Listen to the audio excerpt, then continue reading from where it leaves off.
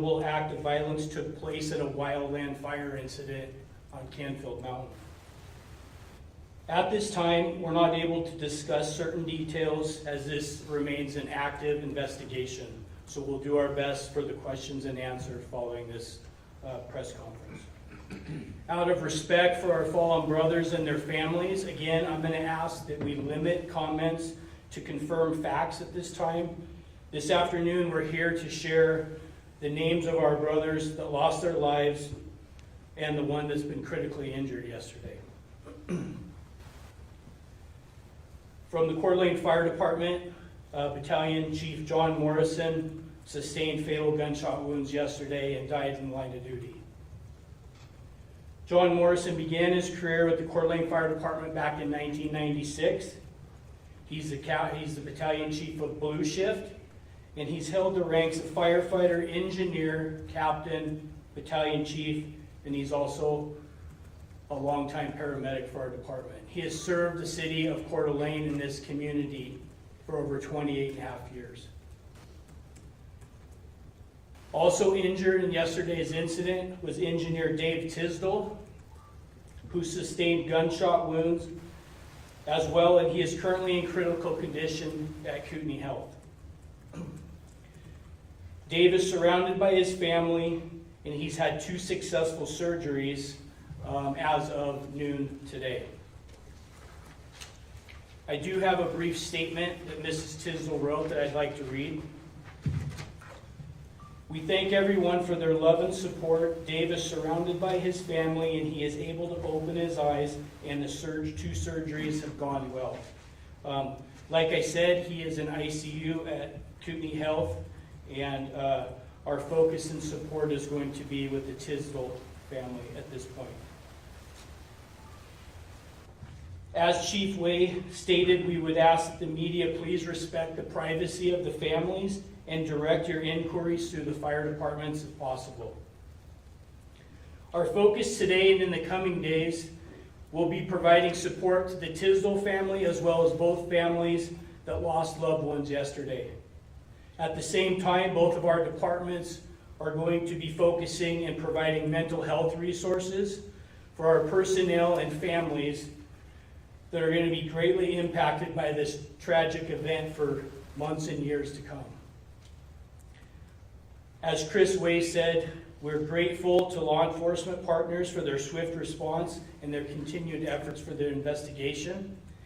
We would like to thank the numerous regional agencies that have provided resources and support over the past 24 hours. The community support has been nothing short of amazing, and all agencies involved will be needing every bit of that moving forward as we have a long road ahead of us. With that, I would like to turn the podium over to Union President Gabe Eckert with Local 710.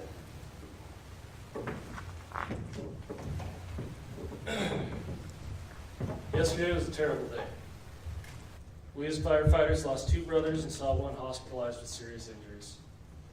And this community lost 2 dedicated public servants.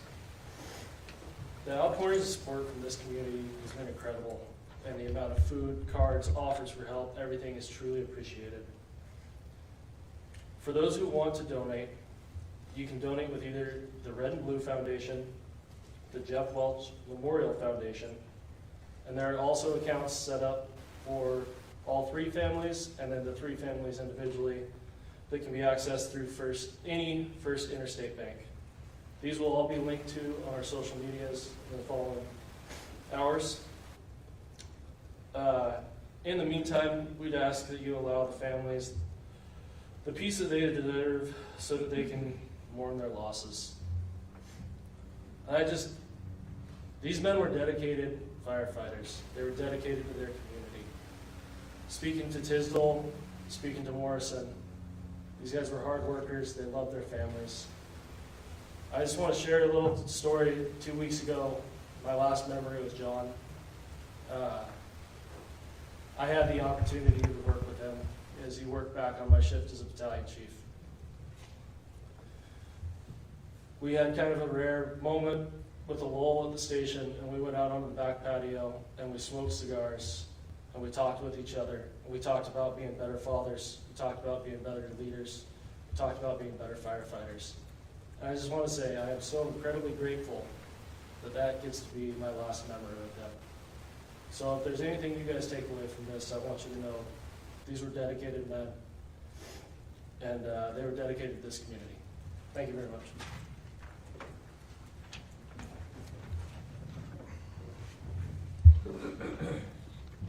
I'm Justin Zabel, President, Local 2856, Cooney County Firefighters. This tragedy does not define our community. What's often overlooked in times like these is the overwhelming love and support we receive from the people we serve. It's that love for this community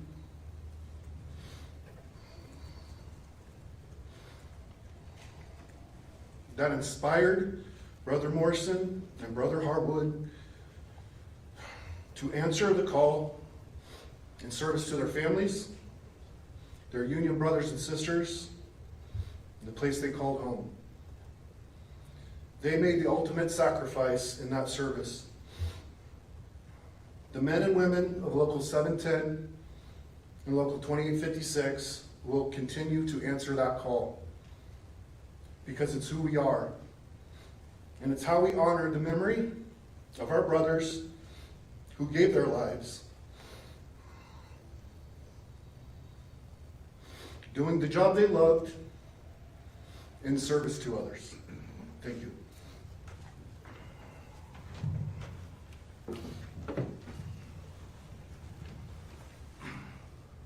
As they both mentioned, there are donation opportunities that you can find on all of our social media pages. I want to remind people that this is, again, an incredibly fluid situation, changing on a minute's notice. The one thing I can announce is that we are doing a procession returning back to the city. As you know, we did a procession to the medical examiner's office yesterday. I just got told that we are leaving the medical examiner's office in Spokane at 10 o'clock tomorrow morning, and we will be returning to English Funeral Chapel on 4th Street in Coeur d'Alene. We certainly invite the public to honor our firefighters and our heroes by standing on the bridges and the overpass and lining the roads. We would absolutely appreciate the support. Please again know that our firefighters and our staff and our chiefs and our commissioners and our elected officials truly appreciate and feel the love that our community is sending to us right now.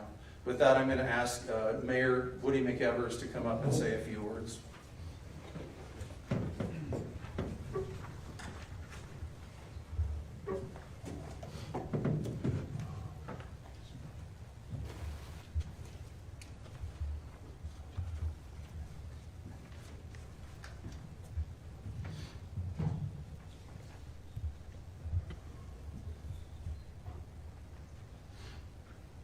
On behalf of myself, the City Council, the employees of the City of Coeur d'Alene, and all the members of our community,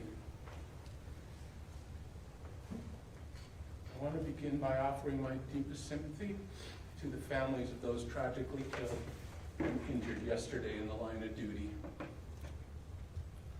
What they are going through is incredibly hard and heart-wrenching. And I want them to know that we're thinking of them.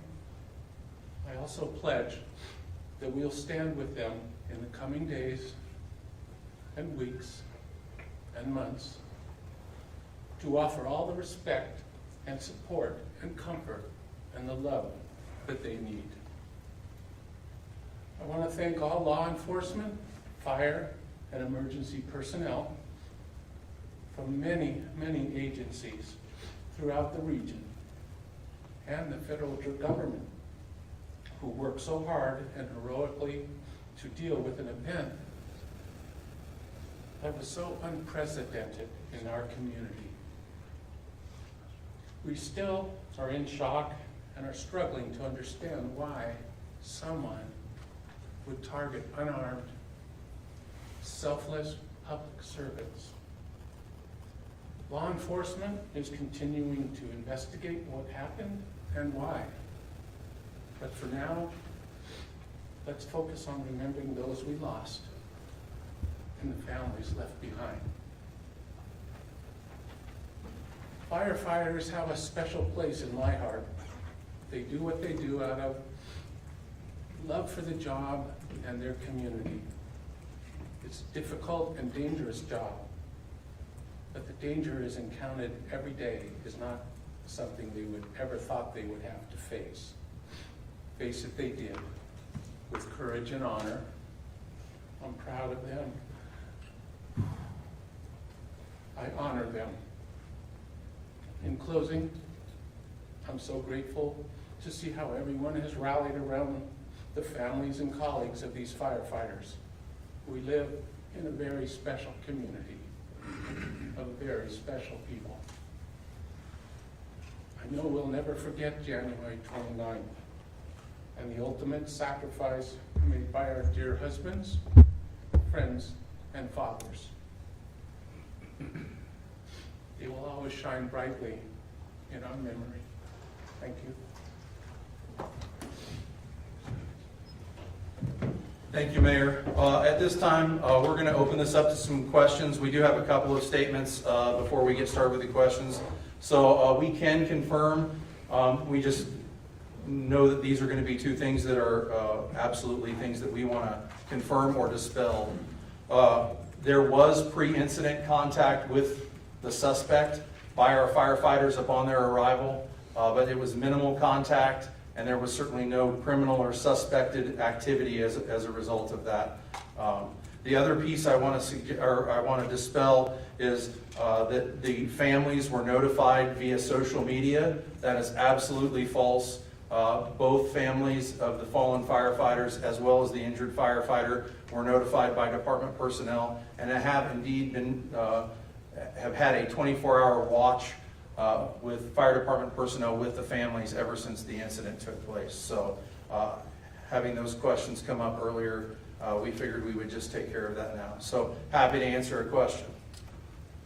Chief, you just sort of answered part of my question. I'm wondering if you have any more details about that minimal preliminary contact, and then if not, the sheriff has indicated that the gunman at least expressed an interest in the past of maybe being a firefighter at one point. So wondering if he ever came across either of your departments, introduced himself.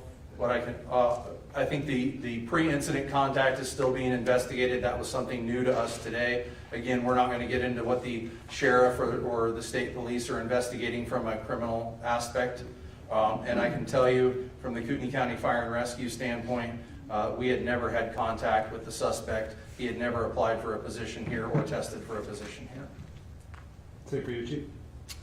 We are looking into some facts surrounding that question, but I cannot verify any of it at this point. Thank you. Next question.